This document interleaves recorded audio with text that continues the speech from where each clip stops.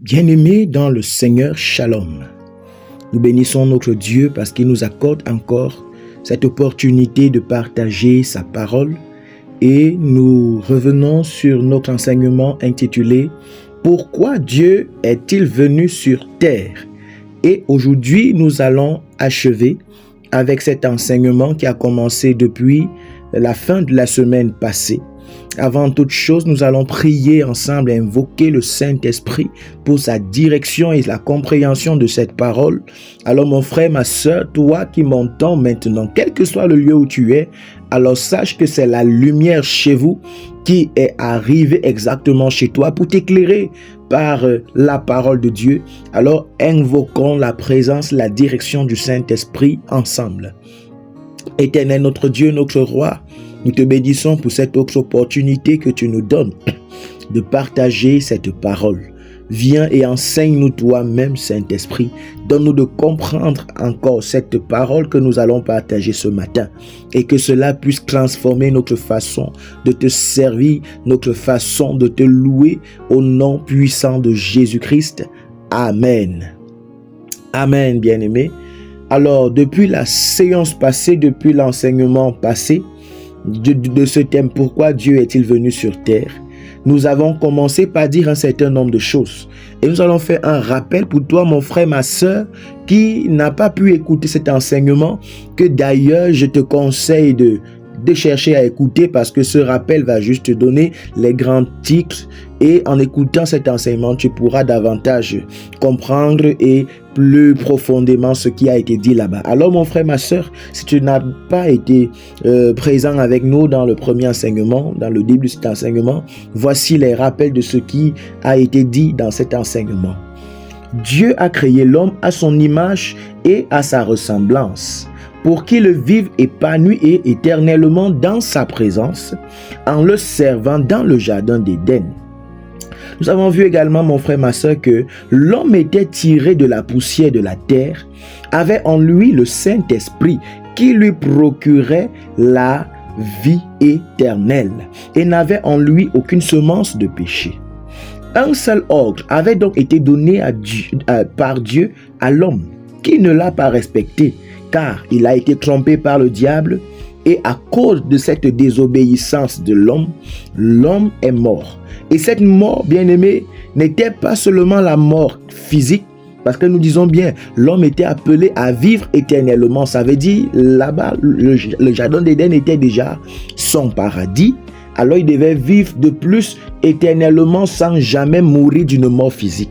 Mais à cause de cette désobéissance, l'homme devait maintenant mourir physiquement. Ça veut dire que sa durée de vie était limitée. Et de plus, l'homme également a perdu la vie éternelle et a été condamné pour l'enfer. Oui, l'homme a été séparé du Saint-Esprit et chassé de la présence de Dieu du jardin d'Éden. Oui, l'homme a perdu la vie éternelle et a été condamné pour l'enfer, comme nous l'avons déjà dit. Et depuis ce temps, tout être humain naît avec la semence du péché et est condamné également pour l'enfer parce que nous, les êtres humains, nous sommes les descendants d'Adam et Ève. Voilà donc ce qui a été dit, mon frère, ma soeur, dans le premier enseignement. Aujourd'hui, nous voulons continuer en voyant ce qui s'est donc passé par la suite. Alors mon frère, ma soeur, comprenons ce matin qu'il y a eu plusieurs portes de sortie de la mort pour la vie que Dieu a présentée à l'humanité. La première porte de sortie qui devait permettre à l'homme de sortir de la mort éternelle et regagner la vie éternelle était, mon frère, ma soeur, de se convertir et vivre. Nous le voyons dans Ézéchiel au chapitre 18, dans son verset 32. Là, il est écrit: « Car je ne désire pas la mort de celui qui meurt, dit le Seigneur l'Éternel. Convertissez-vous donc et vivez. » Ici, mon frère, ma soeur, le Seigneur donne cette première porte de sortie qui est de se convertir. Parce que à cause du péché d'Adam et Ève, les hommes qui venaient par la suite, les descendants d'Adam et Ève, que nous sommes encore au temps d'aujourd'hui, ont continué à pécher. Et donc, sont nés étant déjà condamnés à l'enfer. Et Dieu donc a cherché des moyens pour donner la vie éternelle, pour permettre à l'homme de gagner la vie éternelle, de revenir à lui, de porter à nouveau le Saint-Esprit et d'être purifié des péchés afin de pouvoir être sauvé et de vivre. Alors voici la première opportunité que Dieu a présentée à l'humanité, qui était de se convertir et de vivre sans mourir. Dieu ne parlait pas ici, mon frère, ma soeur, seulement de la mort physique, mais il parlait non seulement de la mort physique, mais surtout, mon frère, ma soeur, de la mort éternelle, qui est de mourir et être condamné pour l'enfer. Dieu disait qu'il faut que le peuple cesse de pécher, qu'il se convertisse et qu'il le vive. Ici, se convertir, mon frère, ma soeur, ici, signifie abandonner ses mauvaises voies, ses mauvaises convictions, ses mauvaises habitudes, ses mauvaises actions et pensées antérieures, les actions et pensées que l'on avait depuis notre naissance. Abandonner tout cela et revenir à Jésus-Christ, s'abandonner à la volonté de Dieu, qui est de vivre sans péché. Voilà pour cette première option, mon frère, ma soeur, ce que l'homme devait faire. Malheureusement, l'histoire de la Bible nous montre que les hommes ont de génération en génération excellé dans la pratique et le développement du péché, attirant de plus en plus la colère de Dieu sur eux. Nous pouvons évoquer le déluge qui est apparu au temps de Noé à cause du péché, la tour de Babel détruite à cause du péché, la destruction même de Sodome et Gomorrhe. Mon frère, ma soeur, tout cela était arrivé à cause du péché, parce que l'on s'est rendu compte que de plus en plus les hommes excellaient dans le péché. Depuis Adam et Ève, leur descendance allait en excellant dans la pratique du péché. Et puisque la Bible dit le salaire du péché est la mort, alors la mort demeurait sur la vie de l'humanité. La mort qui est la condamnation à l'enfer. Ainsi, mon frère, ma soeur, on s'est rendu compte, Dieu s'est rendu compte que cette première option n'a pas marché, qui était de se convertir et vivre, puisque le peuple ne pouvait abandonner totalement le péché. Il a donc fallu une deuxième porte de sortie, mon frère, ma soeur, de la mort. Et cette deuxième porte de sortie était la première alliance faite par Dieu avec Israël au temps de Moïse. Oui, il y a eu donc une première alliance que Dieu a fait avec l'humanité à travers Moïse, après que Dieu ait sorti Israël de l'Égypte par sa main puissante et introduit dans le désert pour les conduire à Canaan. Bien-aimés dans le Seigneur, ici, nous parlons d'une alliance que Dieu a faite. C'est quoi une alliance? Nous comprenons qu'une alliance fait intervenir deux parties différentes et n'a de sens que si le sang est versé sur un autel en faveur d'une des parties ayant fait cette alliance. Alors, mon frère, ma soeur, Exode au chapitre 24, verset 5, nous dit ceci. Il envoya des jeunes hommes, enfants d'Israël, pour offrir à l'Éternel des holocaustes et immoler des taureaux en sacrifice d'action de grâce. Qui envoyait les jeunes hommes? C'est Moïse, bien-aimé. Il envoyait les enfants d'Israël pour sacrifier les taureaux sur un autel afin d'offrir ces taureaux en action de grâce, en remerciement à qui? À leur Dieu qui est l'Éternel des armées. Exode 24 au verset 8 nous dit ceci. Moïse prit le sang et le répandit sur le peuple en disant, voici le sang de l'alliance que l'Éternel a faite avec vous selon toutes ses paroles. Donc, bien-aimés, nous avons dit dans une alliance, il faut qu'un sang soit versé. Et le sang, donc, dans cette première alliance que Dieu a faite avec les hommes, qui était versé, était le sang des animaux et non le sang d'une personne. Nous le voyons dans Exode 24, verset 5. La Bible nous dit là-bas que Moïse envoyait les jeunes hommes immoler des taureaux. C'était des animaux qui étaient tués, sacrifiés et offerts à Dieu. Et le sang prélevé, nous le voyons à Exode 24, verset 8. C'est ce sang des animaux qui était prélevé et répandu sur le peuple en guise d'élément purificateur. Donc ce sang, mon frère, ma soeur, était donc utilisé pour purifier les péchés des hommes.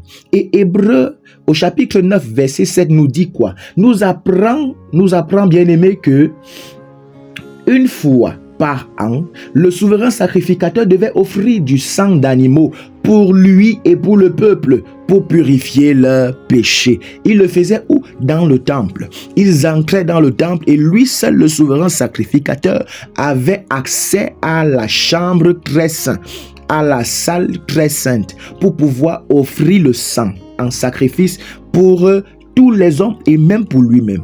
Donc, bien aimé, le sang des animaux était utilisé comme élément purificateur pour que les péchés des hommes soient purifiés. Parce qu'en effet, c'est ce péché qui empêchait l'homme de revenir dans la présence de Dieu. L'homme au départ, Adam et Ève, avant de pécher, avant de déshonorer, de manquer à l'ordre que Dieu, au commandement que Dieu leur avait donné, Adam et Ève étaient dans la présence de Dieu parce qu'ils n'avaient point en eux de péché. Voilà pourquoi ils pouvaient résister et demeurer dans la présence de Dieu. Et la Bible nous dit que Dieu est saint et la lumière ne cohabite pas avec les ténèbres. C'est le péché en nous qui représente les ténèbres, mon frère, ma soeur. Et Adam et Ève, n'ayant point de ténèbres en eux, pouvaient rester dans la présence de Dieu. Mais dès le moment où ils ont péché en prenant du fruit défendu, alors mon frère, ma soeur, la semence du péché s'est introduite en eux, s'est incrustée en eux.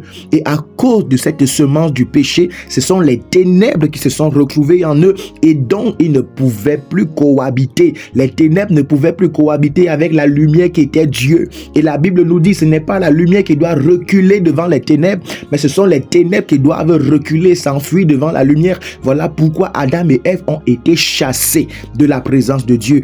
Ainsi, mon frère, ma soeur, tant que le péché devait demeurer dans la vie des hommes, ils ne pouvaient se retrouver dans la présence de Dieu. Ils ne pouvaient regagner la présence de Dieu. Alors, les hommes ont tenté de purifier ces péchés dans leur vie en utilisant le sang des animaux.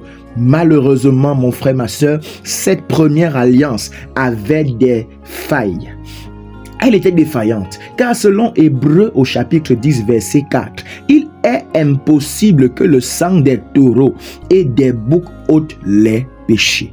Là, c'est Paul qui nous le dit dans Hébreux 10 au verset 4. Il est carrément impossible que le sang des taureaux, le sang des boucs, que le sang des animaux en général ôte le péché, mon frère, ma soeur. Non, ce sang ne pouvait pas. Ce sang n'était pas digne de laver les péchés et de faire en sorte que l'homme devant Dieu soit parfait, soit pur. Ce sang était incapable de le faire. Alors, et Dieu lui-même a annoncé qu'il fera une nouvelle alliance, car le peuple d'Israël n'a pas persévéré comme il le fallait dans la première alliance. C'est Dieu lui-même qui annonce, mon frère, ma soeur, qu'il va faire une deuxième alliance, parce que cette première alliance qui utilisait le sang des animaux était défaillante, avait des failles, avait des limites, et Dieu lui-même, il a dit, ça veut dire, mon frère, ma soeur, qu'il y avait donc problème.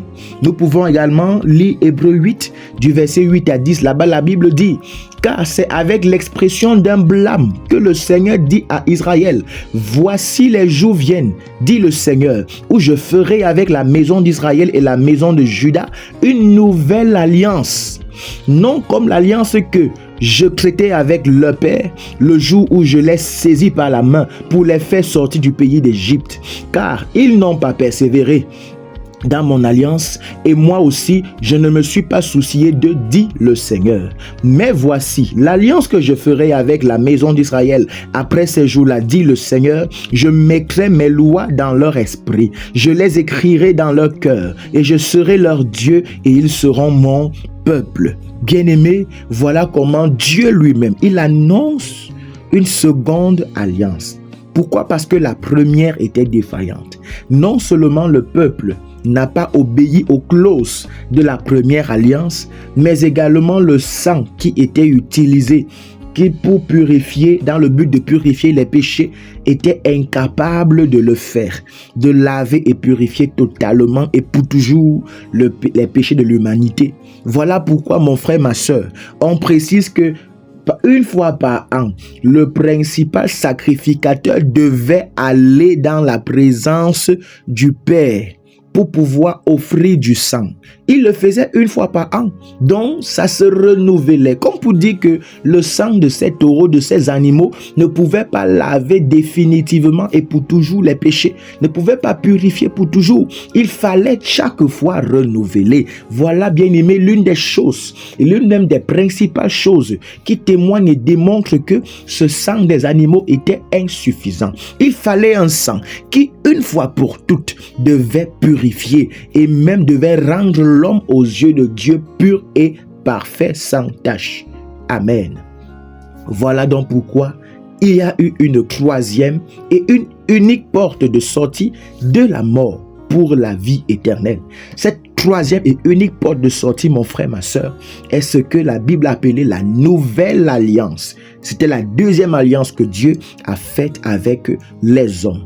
Et c'est cette alliance, mon frère, ma soeur, que l'on appelle que l'on qualifie de rédemption.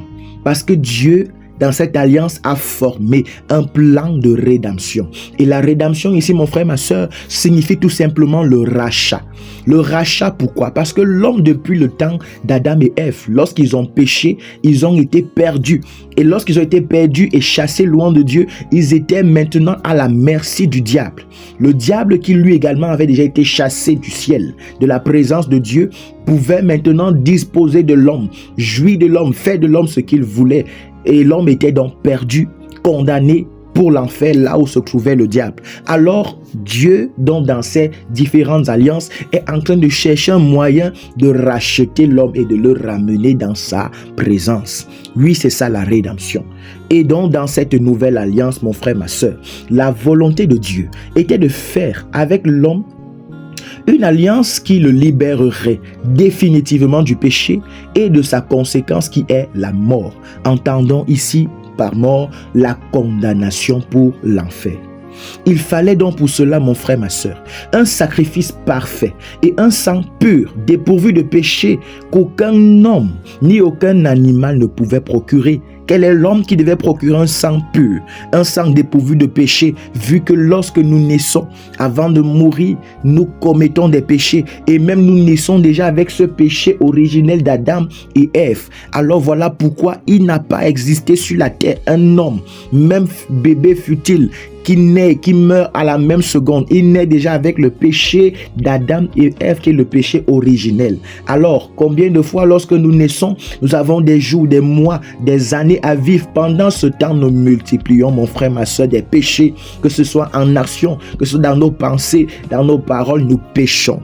Ainsi, il n'y avait pas, mon frère, ma soeur, d'animal, ni d'homme pouvant procurer un sang pur, dépourvu de péché. Alors, Jésus-Christ, le Fils de Dieu, lui-même qui est Dieu, existant depuis la création de l'univers, a pris donc lui-même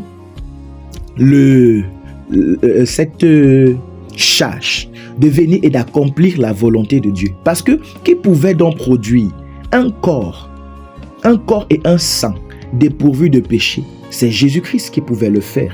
Nous le voyons dans Hébreux 10 au verset 5. Là, il est écrit, c'est pourquoi Christ, entrant dans le monde, dit, tu as voulu ni sacrifice ni offrande, mais tu m'as donné un corps. Nous répétons, c'est pourquoi Jésus-Christ, entrant dans le monde, dit, tu as voulu ni sacrifice ni offrande, mais tu m'as donné un corps.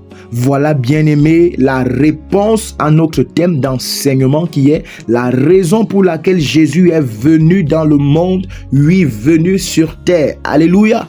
Oui, bien-aimé, tu comprends maintenant pourquoi il a fallu que Dieu lui-même prenne une forme charnelle, prenne une forme corporelle et vienne sur la terre. Parce qu'il y avait un but, il fallait un sang pur, dépourvu de péché. Il fallait un sacrifice d'un corps pur, dépourvu de péché. Parce que la première alliance là-bas sacrifiait des animaux qui n'étaient pas purs. Il fallait donc un sacrifice d'un corps pur. Aucun homme ne pouvait produire ce corps pur. Il a fallu que Dieu lui-même qui est saint viennent sous forme corporelle et nous le voyons écrit. C'est Paul qui est en train de rappeler sous onction du Saint-Esprit ce qui s'est passé. Oui, c'est Dieu parce que le Saint-Esprit qui est en train de rappeler à Paul ces paroles qu'il le prononce dans Hébreux 10 verset 5 était présent quand Jésus-Christ quittait du ciel de son trône pour venir sur la terre sous forme corporelle. C'est Jésus lui-même qui est en train de parler.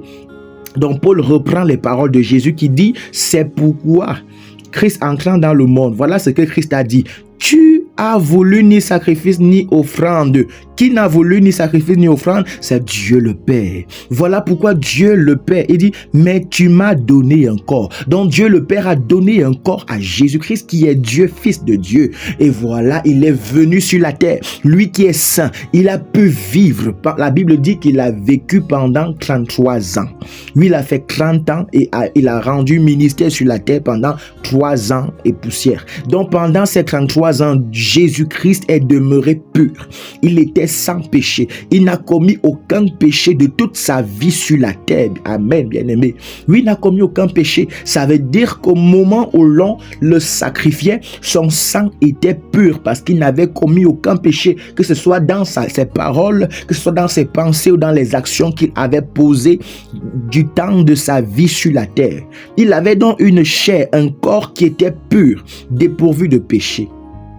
Jean 3,16 nous dit, Dieu a tant aimé le monde qu'il a envoyé son Fils unique afin que quiconque croit en lui ne périsse point, mais qu'il ait la vie éternelle.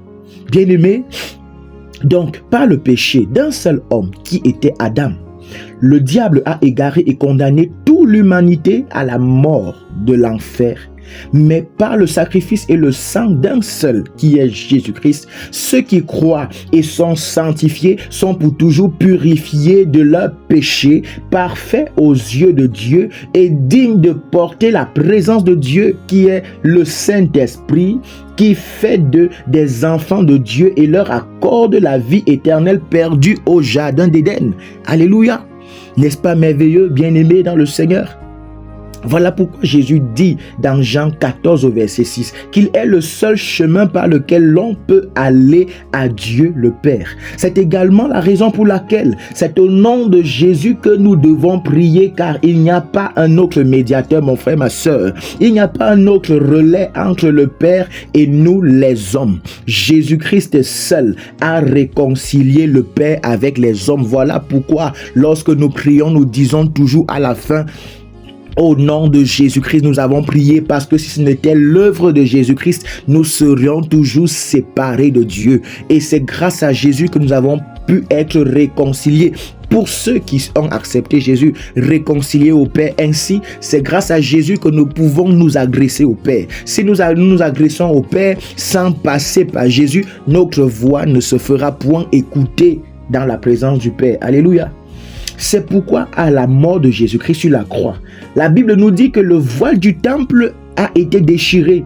Ce voile symbolisait la séparation de Dieu d'avec les hommes. Mon frère, ma soeur, et cette séparation avait été établie depuis le péché d'Adam au jardin d'Éden.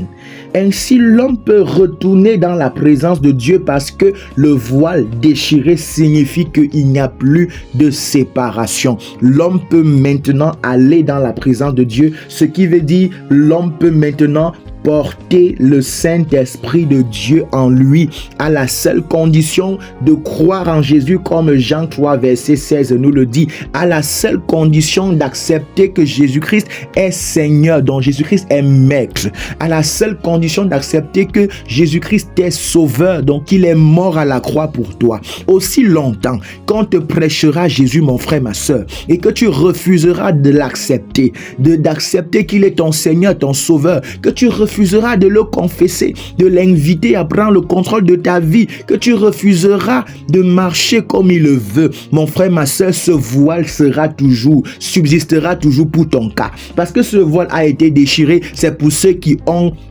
rempli la condition de Jean 3 verset 16. C'est pour ceux qui ont accepté Jésus. Toi, si tu n'acceptes pas Jésus-Christ, ce voile existe toujours entre toi et Dieu. Ainsi, tu ne peux pas te rapprocher de Dieu. Il faut d'abord que ce voile soit déchiré pour ton cas. Il ne peut être déchiré que si tu confesses Jésus-Christ comme ton Seigneur et ton Sauveur. Alléluia.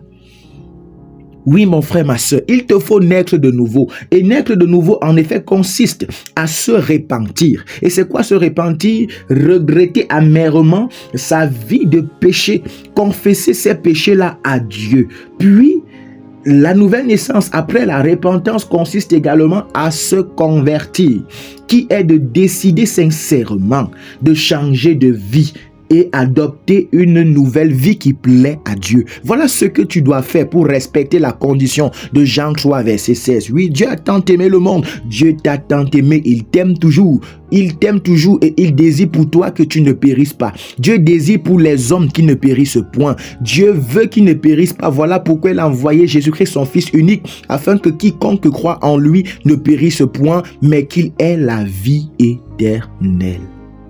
Alléluia.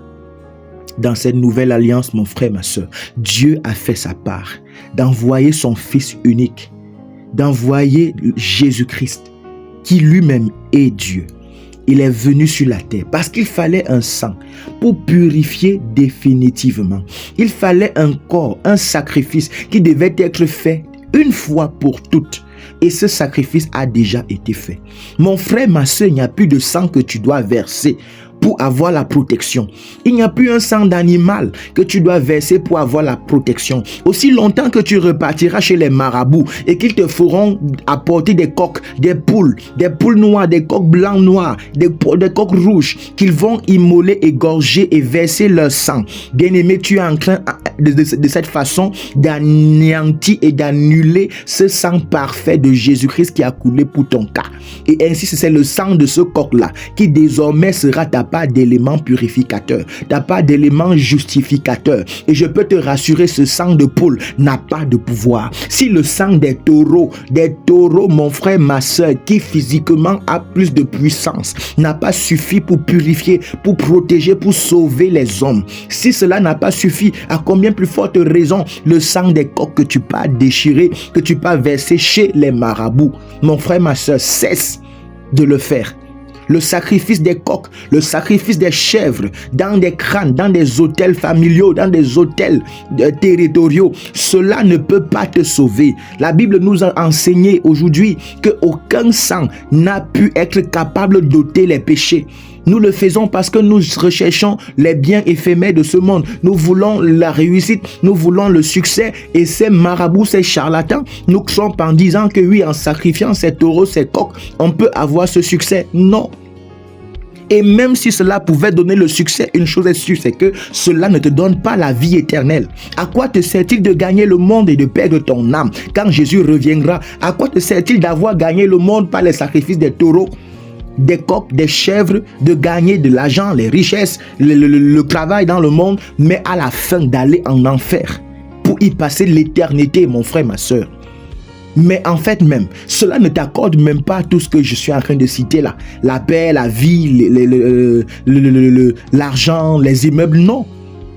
Jésus-Christ est celui qui peut t'accorder tout cela. Parce que Colossiens 2 dit au verset 10 que nous avons toutes choses pleinement en Jésus-Christ. Jésus n'accorde pas seulement la vie éternelle, mais il est le Dieu à qui appartient l'or et l'argent. Il peut donner également le travail à ses enfants. Il peut donner également des immeubles à ses enfants. Il peut donner des voitures à ses enfants, sauf qu'il ne donne pas pour rien. Il veut d'abord transformer ta vie afin que ces voitures ne viennent point être un élément qui va te perdre, un élément qui va t'éloigner de lui et te pousser à la mort éternelle. Oui, bien-aimé, voilà pourquoi Dieu ne donne pas pour donner. Dieu donne pour bénir et sa bénédiction n'est suivie d'aucun regret. Voilà pourquoi avant que Dieu ne te donne quelque chose que ton cœur désire, il se rassure d'abord que cette chose-là ne viendra pas pour te tuer spirituellement. Te tuer veut dire, mon frère, ma soeur, que à cause de la chose, tu peux t'éloigner de Dieu qui reviendra à dire que tu vas perdre la vie éternelle et tu seras condamné en enfer parce que tu te seras concentré sur des choses éphémères du monde que Dieu lui t'a donné et ne peut pas donner dans ces conditions. Mais comprenons que Dieu c'est lui qui est l'auteur de toutes ces richesses. C'est lui qui les a créées. Tout cela lui appartient. Il peut donner ça à qui il veut. Il peut te donner ça à toi qui l'as reçu. Il peut te donner ça à toi si tu le reçois. Il peut te le donner, mais il te donne tout simplement après s'être rassuré que ça ne sera pas un obstacle pour toi. Dieu peut te donner les voyages, mais il te les donne après s'être rassuré que ces voyages ne vont pas t'éloigner de lui et te faire perdre la vie éternelle. Dieu peut te donner des immeubles, des voitures, tout ce que ton cœur désire, à condition que cela ne vienne pas t'égarer et te perdre. Ainsi, il va se rassurer d'abord que tu sois brisé, transformé, au point de devenir insensible à ces choses avant de te les donner. Alléluia, mon frère, ma soeur. La chose qu'il fallait faire a déjà été faite. Dieu a déjà fait sa part. Il a envoyé Jésus-Christ et il a versé une fois pour toutes son sang. Il y a une fois pour toutes un sacrifice qui a été fait. Aucun autre sacrifice ne doit plus être fait. Toi qui as reçu Jésus-Christ, quand tout va mal, rappelle tout simplement le sacrifice de Jésus. Tourne tes regards vers le sacrifice de Jésus. Dans Colossiens 2, à partir du verset 10, là-bas, la Bible dit que nous avons désormais, à cause du sacrifice de Jésus, toutes choses pleinement en Jésus-Christ. Lorsque la Bible dit toutes choses, c'est tout. Il n'y a pas d'acception.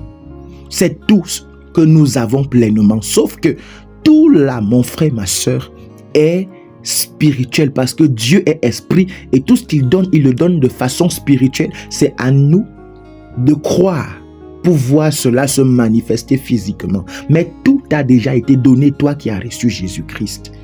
Oui, tout a déjà été accompli à la croix. Quand ça va mal, tourne-toi vers la croix. Colossiens 2 te rappellera que Jésus-Christ a dépouillé les dominations, les autorités diaboliques et les a crucifiées publiquement à la croix, les a humiliés à la croix et t'a rendu libre. Ainsi, lorsque tu te tourneras vers Colossiens, tu seras davantage fortifié par cela. Et quand tu rappelleras ces paroles, toute attaque et oppression spirituelle qui voulait détruire ta famille, le Seigneur agira à travers ta foi et la confession de ces paroles par ta bouche. Alléluia. Oui, tout a déjà été fait, mon frère. Il n'y a plus de sacrifice que tu dois faire. Il n'y a plus un autre sang qui doit verser. Parce que tout autre sang est devant le sang de Jésus-Christ très peu inférieur. Le sang de Jésus est le prix unique, le prix ultime qui a effacé l'acte dont les condamnations, dont les prescriptions et les ordonnances te condamnaient. Quelle que soit la famille de laquelle tu es issu, quelles que soient les choses qui ont été faites, les pactes qui ont été signés, les actes sur le plan spirituel qui ont été posés et qui peuvent te condamner, qui te condamnent encore jusqu'aujourd'hui, il suffit d'accepter Jésus-Christ et d'invoquer ce sang. Ce sang est capable, a la capacité d'effacer. C'est ce que Colossiens 2 nous dit. Crois tout simplement en ces paroles et tu verras que ce sang agira aussi en ta faveur. Et tu observeras ta délivrance. Tu expérimenteras l'amour de Jésus-Christ dans ta vie, par la restauration, par la guérison, par la délivrance. Et Ésaïe dit le châtiment qui te donne la paix, qui donne la paix à tous les hommes qui ont reçu Jésus-Christ aujourd'hui, avait déjà été subi par un homme. Oui, par Dieu, Jésus-Christ venu sous forme humaine sur la terre. Donc, pendant toute sa souffrance, son agonie, il a porté le châtiment qui nous était réservé à cause de notre péché. Ainsi, mon frère, ma soeur, nous avons tout à gagner d'accepter Jésus, de nous repentir et de vivre comme Jésus-Christ veut. Alléluia. Que le Seigneur soit glorifié ce matin, parce que je crois qu'il t'a parlé d'une manière spéciale, parce que je crois qu'au fond de toi, tu as compris quelque chose de nouveau. Parce que je crois qu'au fond de toi, tu comprends aujourd'hui réellement pourquoi il a fallu que Dieu le Père, que Dieu prenne la forme humaine. Dieu Jésus-Christ prenne une forme humaine pour venir sur la terre. Pourquoi tu comprends, je crois que tu comprends aujourd'hui peut-être mieux que moi.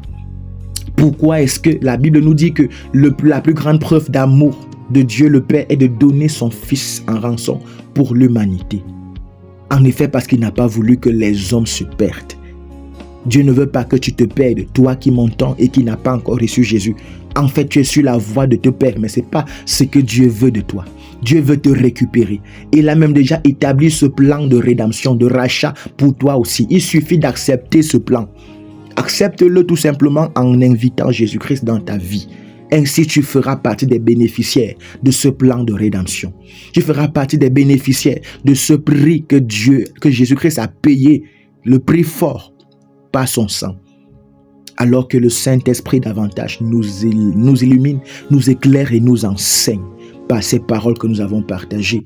Nous te bénissons, Seigneur, parce que tu as touché et en train de toucher le cœur de quelqu'un et tu feras davantage. Que toute la gloire te revienne au nom de Jésus-Christ.